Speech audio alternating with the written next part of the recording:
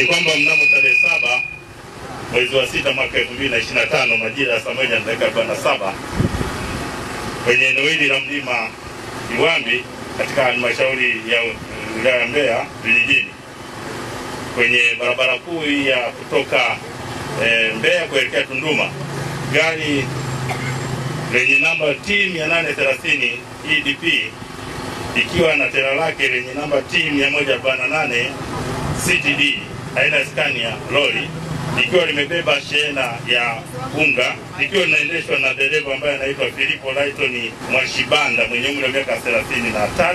Huyu ni mkazi wa Tunduma katika mkoa wa Songwe, ikiwa natokea Dar es Salaam. Liliweza kufika katika maeneo haya na kugonga kwanza magari mawili. Gari moja hapo ni T257 DVP aina ya Mitsubishi Rosa iliyokuwa na abiria ambayo sasa ndio humo tumepata majeruhi pamoja na vifo.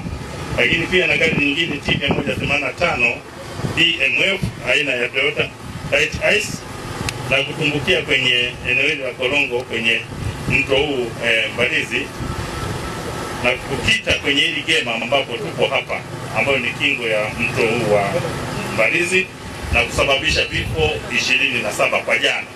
Lakini baada ya kuchukua wale majeruhi, basi leo asubuhi tumepata tena taarifa kwamba majeruhi mmoja ameongezeka, na ndio maana nasema vifo vimefikia 28. Kwa hiyo watu waliofariki katika ajali hiyo, wanawake ni 12 na miongoni mwao watoto ni 2. Wanaume sasa ni 16 na kati ya hao kuna watoto wa kiume 2.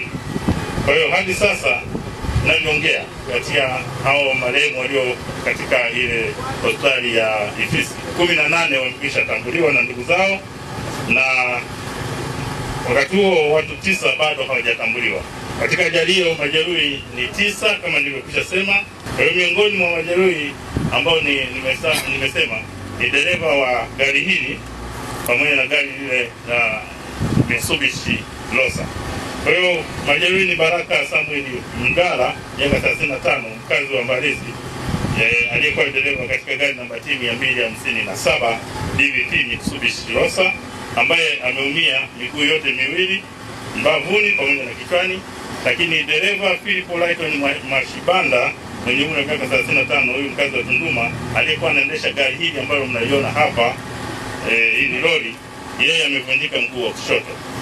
Chanzo cha ajali ni kwamba ni uzembe wa huyu dereva mwenye hili lori, na akashindwa kulimudu hili gari, na matokeo yake akafika kagonga haya magari madogo ambayo yalikuwa yanamalizia ruti sasa kuingia stendi.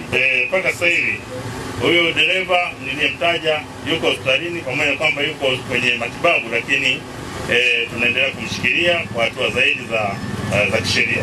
Kwanza kabisa niwape pole sana wana Mbeya kutokana na ajali hii ambayo imejitokeza jana, lakini nadhani tulipumzika masuala ya ajali kwa muda mrefu kidogo. Wakati nakuja hapa, Mheshimiwa Rais Dr. Samia Suluhu Hassan amewapa pole wafiwa wote, lakini pia yeye kama Mheshimiwa Rais ametoa msisitizo mambo yafuatayo. La kwanza, ameielekeza TANROADS kuanzia leo kutengeneza barabara ya mchepuo kule nyuma.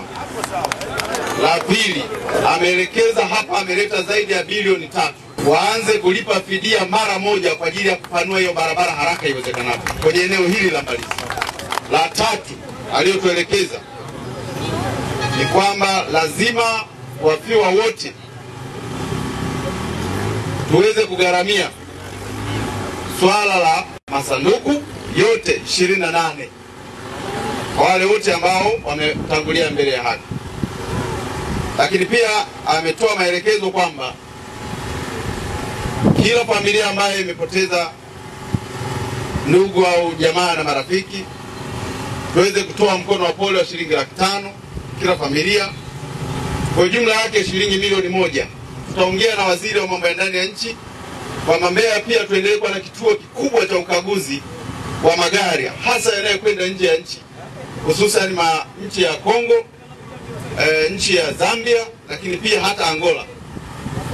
Sasa swala la kutengeneza barabara, magari yote yanayokwenda, nadhani magari yanaenda umbali mrefu yatapita kule, kwa sababu huku sasa kutakuwa tunapita magari madogo tu. Hapa magari malori yote marufuku kupita kwenye barabara hii. Natoa siku 3.